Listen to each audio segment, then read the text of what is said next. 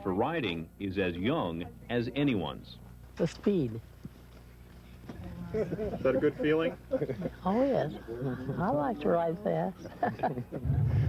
Last year, Gertie and her grandson rode 50 miles for her 99th birthday. What do you think, Grandma? You ready? Yeah. Grandma made a deal with me. She made it to 100 years old. We would do a 100-mile ride. As this motorcycle great-grandma set off on her journey, she promised to do it all again next year, and for as many years as she's around. In Portland, Oregon, Pat Doris for NBC News. Once a biker, always a biker, I guess. I'm Tom Miller. You're watching NBC Nightside, a production of the NBC News Channel in Charlotte, North Carolina.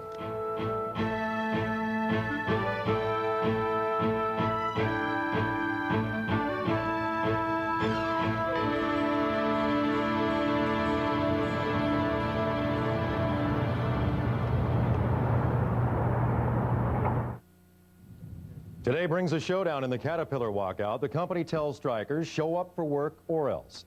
And the umpire says, play ball. Big League Baseball is back today. This is NBC News at Sunrise with Ann Curry. Good morning, I'm Paul Majors for Ann Curry. A labor management showdown is shaping up in the United Auto Workers strike against Caterpillar. With the walkout in its 6th month, the company declares that strikers who don't report to work today will be replaced. Mary Ann Ahern reports. UAW members know Caterpillar is forcing them into the toughest test of their careers. A security force is training for a possible showdown of more than words. If workers don't cross the picket lines, they risk losing their jobs. The toughest part is hoping that people don't go in. Nobody try going in there. They don't know what the result's going to be behind if they do. We're going to maintain an orderly picket line. If some of our members have been intimidated and starved enough to cross, God bless them. We know they're not going in there because they want to. It's because they've been scared into it. Caterpillar is the world's largest maker of earth-moving machinery. It has cut its workforce in half during the 80s. If the workers buy the company ultimatum, they're promised $16 an hour wages and a 6-year job guarantee. Once they get past the shock of the thing, a lot of people didn't really think the Caterpillar would ever do this to the people. I think after 5 months of trying to deal with the International Union and getting them to look at Caterpillar and UAW, enough is enough. We are ready to go back to work. This hardball strategy is the first test for a large industrial employer, and Caterpillar predicts even without the strikers, it will get far more applicants than it needs. In Peoria, Mary Ann Ahern for NBC News. Bill Clinton has roared to victory in the Puerto Rican primary. The win puts him about midway in his quest for the delegate votes that could give him his party's presidential nomination. But the Arkansas governor is not without his problems on the campaign trail. Lisa Myers reports. The issue once again is Clinton's credibility. Clinton now admits that during repeated questioning about his draft record, he had failed to disclose that he had received an induction notice 3 months before he joined the ROTC program, which helped him avoid serving in Vietnam. But he insists that he never intentionally misled anyone. I would gladly have told you this if it had even occurred to me that this was relevant to the story. In 22 years, this has never been the issue that anybody's asked me about. I have not withheld this in any way deliberately. In an interview with the Washington Post last December, Clinton was asked how he'd managed to remain eligible for the draft for so long without being drafted. Clinton's reply, "It was a pure fluke that I wasn't called." It was only a week ago that Clinton's credibility was at issue over another matter, marijuana. Then he admitted that he had smoked marijuana, which through evasive answers he had seemed to deny for years.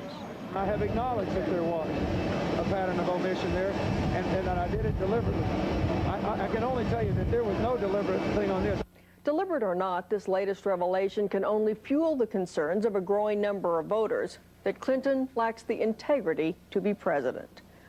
Lisa Myers, NBC News, New York. The pro-choice movement showed its strength in yesterday's Washington rally. An estimated 500,000 demonstrators assembled at the Capitol. Within weeks, the U.S. Supreme Court is set to hear a crucial Pennsylvania case. Pro-choice activists fear the new conservative court might use that case to roll back abortion rights. An explosion has rocked the West End of London, England. There are no serious injuries, but since the apartment building blast was during the morning rush hour, traffic is a mess. Authorities say it was a bomb. The Irish Republican Army had threatened some action to disrupt the upcoming British elections. Angry crowds greeted the opening session of Russia's Congress of People's Deputies today. From Moscow, Jim Maseda reports the policies of Boris Yeltsin are very much the issue. Outside the Kremlin gates, protesters reminded deputies that while Boris Yeltsin's reforms might have support abroad, they were hurting Russians at home. It was the first meeting of the Russian Congress since the collapse of the Soviet Union. And Yeltsin's freeing of prices, making the cost of living for most Russians just too high. Conservatives will attack his reforms and try to block Yeltsin's ability to rule by presidential decree. But it's not only former communists who are unhappy about the fast pace of reform. Even some of Yeltsin's allies say reforms have spun out of control. Yeltsin is effectively no longer in control of the economy. He doesn't have the time or the ability. But appearing yesterday before supporters, Yeltsin clearly intended to remain at the helm. Today, there is no other way out than the continuation of radical reforms, and I will not turn off the course. He also defended a strong presidential rule. Many deputies are pushing for a parliament that will keep Yeltsin in check. That debate could turn to battle when Yeltsin takes on his Congress over the shape of the new Russian constitution. While Yeltsin is in trouble, observers agree that he alone has the influence and the popularity to push reforms through. Jim Maseda, NBC News, Moscow. The hero of an all-American success story is dead. Retailing genius Sam Walton has died of bone cancer in Little Rock, Arkansas. The multi-billionaire was 74 years old. 30 years ago, Walton opened his first store. Today, Walmart is a chain of more than 1,700 outlets in 42 states. We'll have more news, the weather, and the day in business after this.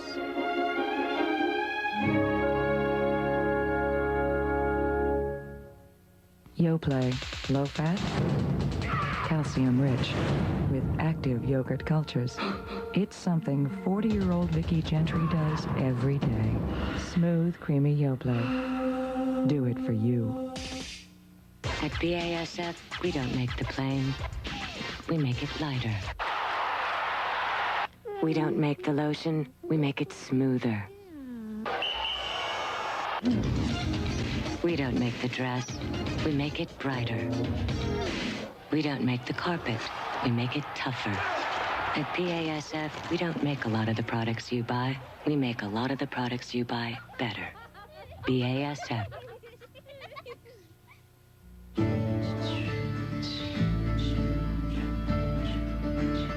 Keds introduces weightlifting shoes. Keds, they feel good.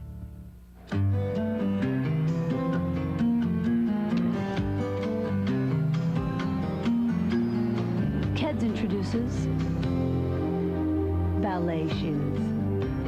Keds, they feel good. You guys have to eat some breakfast before you go. I don't think it's your color. It is my color. Give your family all the nutrition of a complete meal with Carnation Instant Breakfast. Because life doesn't stop for breakfast.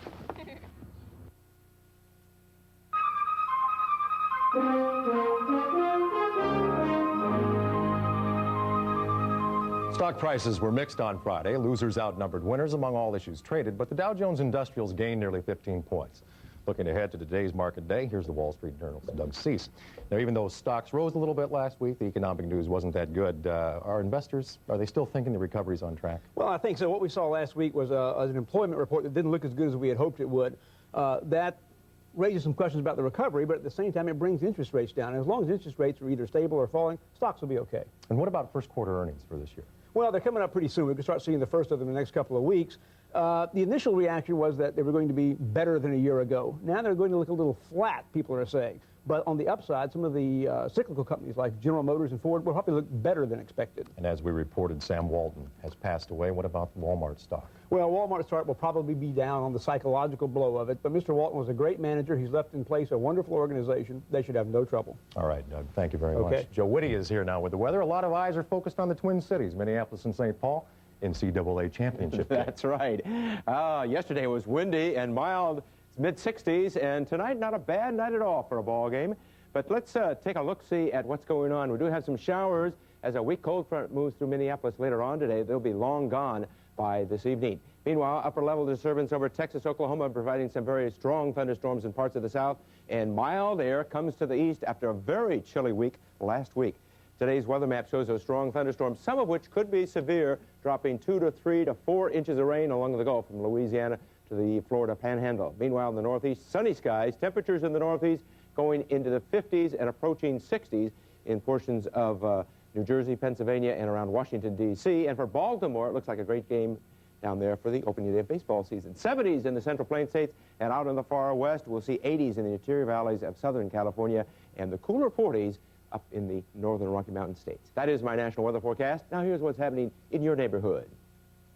Denver's going up to a high of 65 degrees. There's Minneapolis going up to 62 before that cooler air moves in later today. 66 degrees in Chicago. Here in New York City, a high of about 59 degrees and 65 in Washington, D.C. by the afternoon. Coming up next, more details on the opening day weather for the boys of summer. All right, Joe. Thank you very much. In college basketball, Duke tries to make it 2 titles in a row. The Sports Report is next after this. These slip down one more time. I'm fed up with glasses that don't fit. You don't have to put up with glasses that don't fit anymore, because at LensCrafters we have so many new ways to make glasses more comfortable. LensCrafters glasses fit your snug points with features like new snug fit hinges that hug your head and won't lose their gentle hold. LensCrafters, for that cushion of comfort you've always wanted. I never knew glasses could be this comfortable. LensCrafters, better fit for greater comfort in about an hour. Recently, DuPont announced that its energy unit Conoco would pioneer the use of new double-hulled oil tankers in order to safeguard the environment.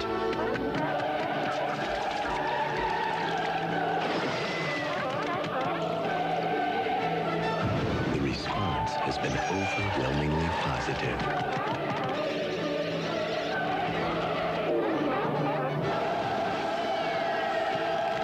DuPont, better things for better living. If you want a truck that's quick, if you want a truck that's the latest style, if you want a truck that's the best looking, see your Viking Land GMC truck dealer. If you want a truck that's a great value, if you want an all-wheel drive family van, now get cash back or GMAC finance rates as low as 6.9% APR on select models. Then be sure to see your Viking Land GMC truck dealer today. Each spring, robins work hard finding new homes. But this year, the Robin family found an easier way. They flew to Super America and picked up a spring preview guide. The preview has hundreds of new homes with features to make 90s living easy and more comfortable.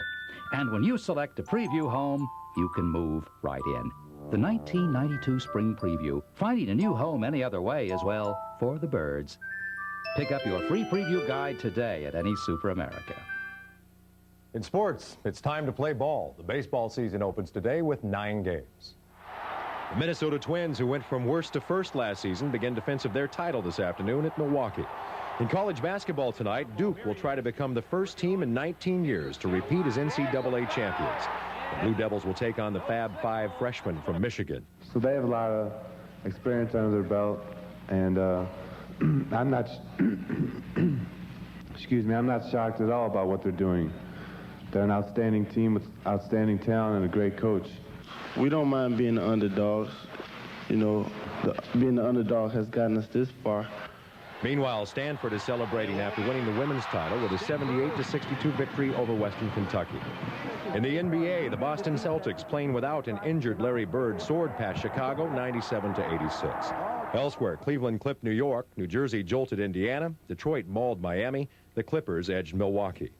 In a matchup of the top teams in the Pacific Division, Portland defeated Golden State 130-122. The LA Lakers flipped Phoenix, Sacramento downed Dallas, Minnesota topped Utah, and San Antonio stopped Denver. And in golf, Lee Trevino won the Seniors Tradition Tournament by 1 stroke over Jack Nicklaus. No three-peat for Jack. And a new the NHL players' strike enters its 6th day, and the league's board of directors are scheduled to meet in New York. They'll consider a new contract proposal made by the players last night, and that's sports. The Postal Service is letting the public crown the king of rock and roll. Starting today, Americans get to vote on a design for the stamp honoring Elvis Presley. The stamp will make its appearance next year. Postal authorities want the public to help decide whether a young Elvis or an older one should be depicted on the stamp. Ballots are available at post offices and in the new issue of People magazine. The newest space shuttle undergoes a crucial test today. Technicians at Cape Canaveral will fire up the engines of the shuttle Endeavour. If everything goes well, preparations will then begin for Endeavour's debut on May 7th. The news continues in just a moment. You're watching NBC News at Sunrise.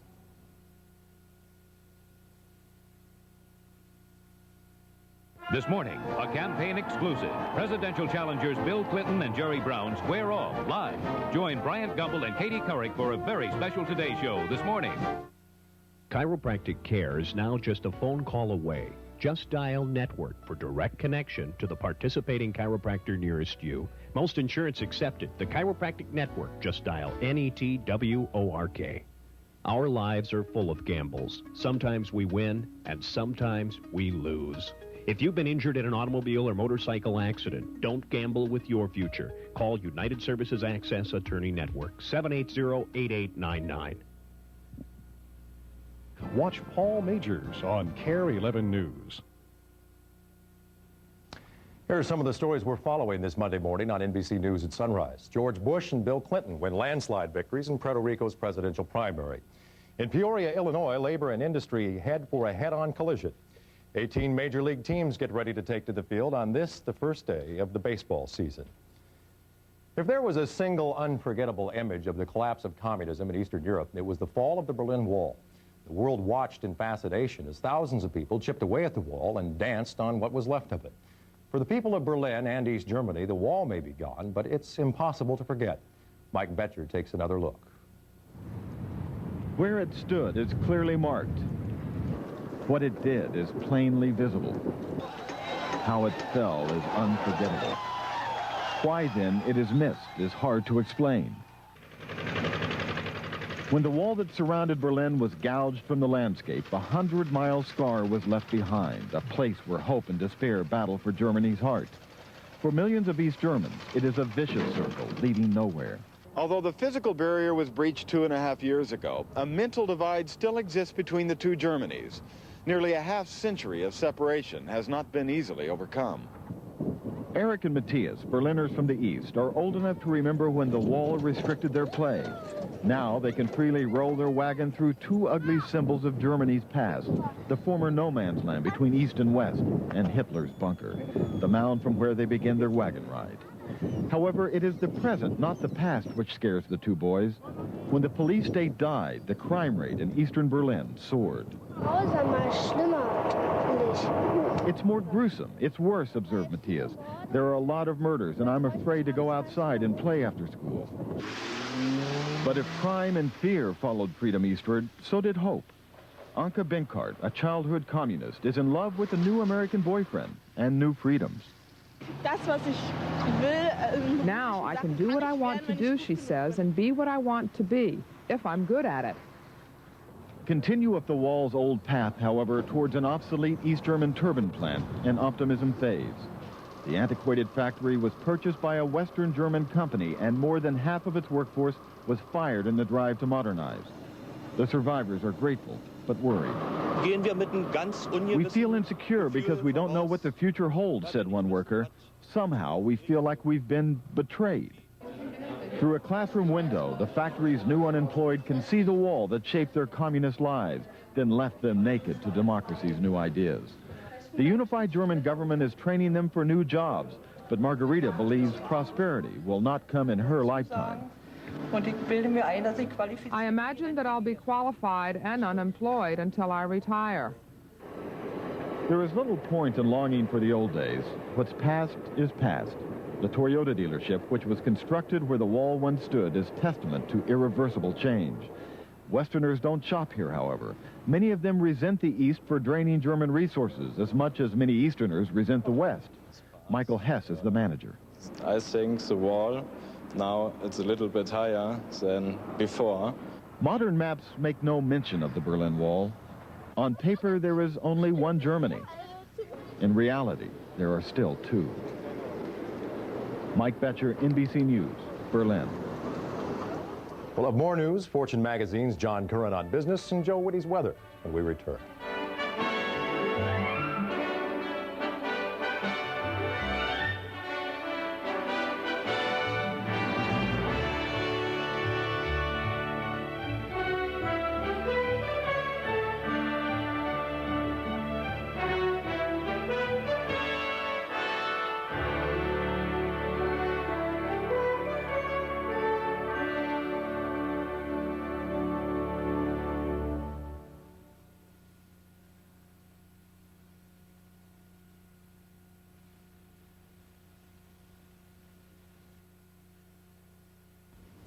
Topping our news this morning, runaway victories in Puerto Rico for President Bush and Bill Clinton. The president trounced Patrick Buchanan in Puerto Rico, rolling up 99% of the Republican vote. On the Democratic side, Bill Clinton captured all 51 of Puerto Rico's convention delegates. There's a primary triple header coming up on Tuesday as voters go to the polls in New York, Wisconsin, and Kansas.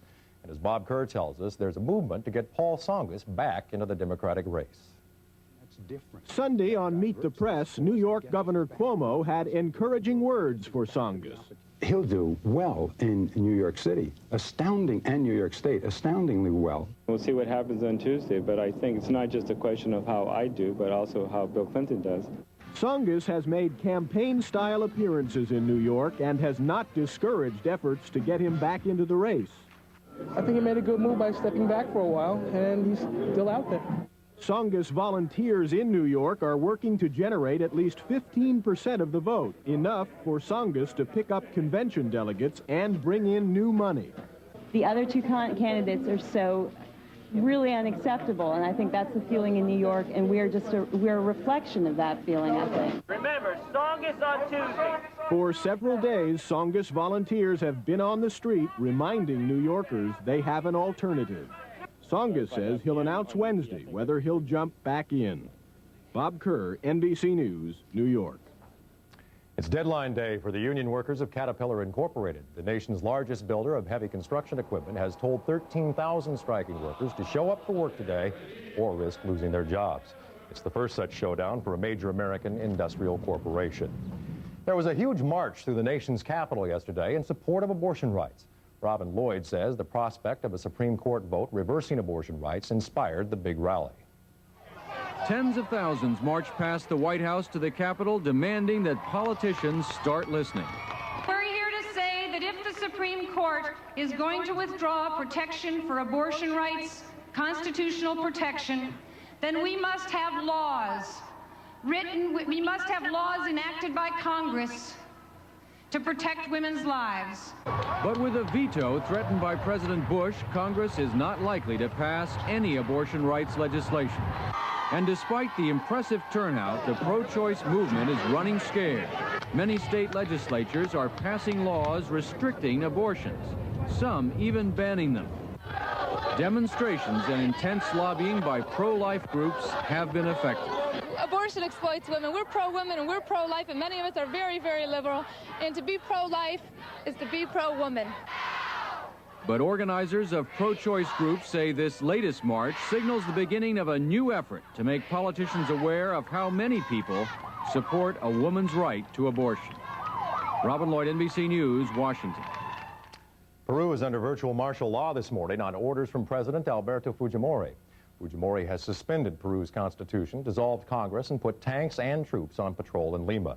The president says it's only a temporary measure, but one moderate lawmaker claims it amounts to a coup. Fire broke out yesterday evening at a complex of refineries and chemical plants on the Gulf Coast of Texas. 4 people were injured in 2 separate blazes at plants operated by the Amoco and Enron corporations. One blaze took several hours to bring under control. So far, no one's saying what triggered the fires. An American minister has begun preaching on television in the country where God's obituary was once written. Robert Schuler's California-based Hour of Power program appeared for the first time yesterday on what used to be Soviet network television. Schuler is the first television evangelist to broadcast there. When we return, Fortune magazine's John Curran on the Tokyo stock market slide, and Joe Whitty will give us a peek at Monday's weather.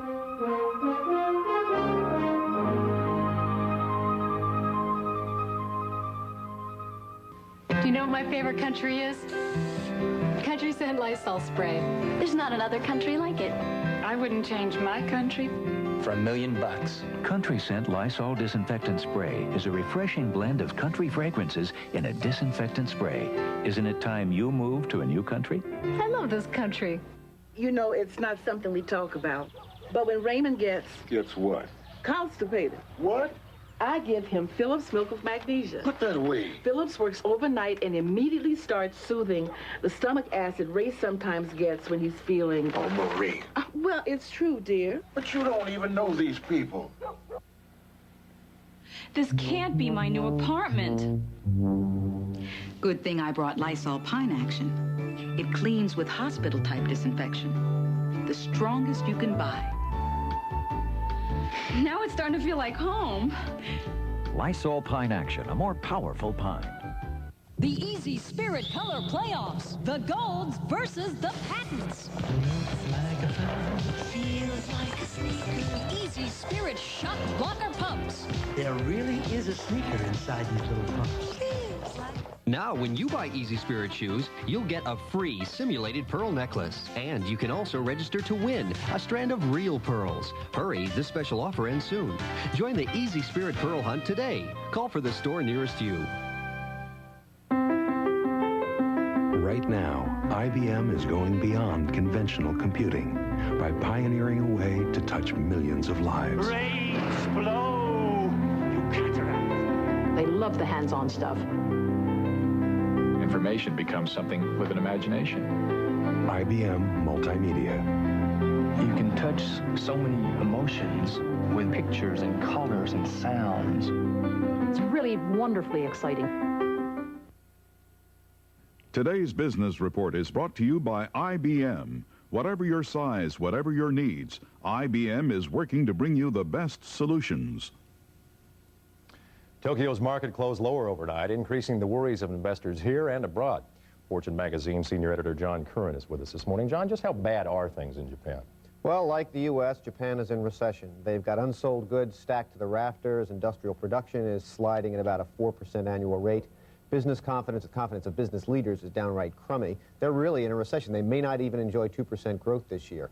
Even so, all that said, we would gladly trade some of our economic statistics with theirs. That economy is still in much better shape than our own. Why does their stock market keep dropping? Well, that's the big question and the big problem for U.S. investors who went heavily into Japan when the Nikkei was at about 25,000. It's down from about 38,000 on the high of 2 years ago. The problem in Japan is investors don't buy because they think stocks are undervalued. They buy because they're either upbeat or downbeat on the economy. Right now, they're very downbeat. They won't go near the market, even though the stocks are very undervalued. Stocks could even drift lower. What do you think? Is now a good time to buy or wait for the stocks to continue to fall? Well, if you're ready to take a roller coaster ride, now's a good time to buy because ultimately the market will go back up. But because Japanese investors are so troubled about their own economy, they may hold back and the market could go down another 1,000 points or more. They have a troubled economy, their market continues to drop. What does that mean for us here? Well, the big worry has always been that the Japanese would begin selling their U.S. bonds to make up for losses they sustained in the stock market. Everything we hear suggests that's not going to happen. They have sufficient cash flow, the big Japanese companies, to sustain themselves. The bigger issue is exports. Japan is counting on exports to the U.S. to help pull them out of recession. Their trade surplus with the U.S. is already a very big political issue, and that could get even more troublesome. All right. Thank you very much. Let's get a weather update from Joe Whitty. That's right. Big day today, opening day for baseball season. And, of course, Baltimore, where the president will throw out the ball for opening day. A good forecast for this afternoon at 3 o'clock, 3:05. 59 to 63 degrees is the Indians versus the Orioles. Traveling today over other portions of the country, heavy rains for parts of Louisiana into the Panhandle of Florida, 2 to 3 to possibly 4 inches of rain. Some of those thunderstorms could be on the severe side. Rains extend northward up through about Missouri and Arkansas. Northeast, there is a warming trend, 59 degrees here in New York. Scattered showers around Minneapolis, St. Paul, and some snow showers in the northern Cascade Mountains of Washington State. The Southwest in great shape. For the week ahead, it looks to me like it's going to be wet in the Great Lakes down through the Gulf area and wet for the Pacific Northwest and dry for the Southwest. Play ball, as they say. Spring is certainly here. You got it. Thank you very much. National elections began in Italy yesterday, and the ballot looked more like a menu. The symbols and slogans included fish, beef, grains, and grapes, as well as 10 different varieties of greens. 54 recognized parties and hundreds of other factions are competing for shares of the political pie. Now we know why they're so good at pizza. That's NBC News at Sunrise this Monday morning. I'm Paul Majors. We'll see you again tomorrow.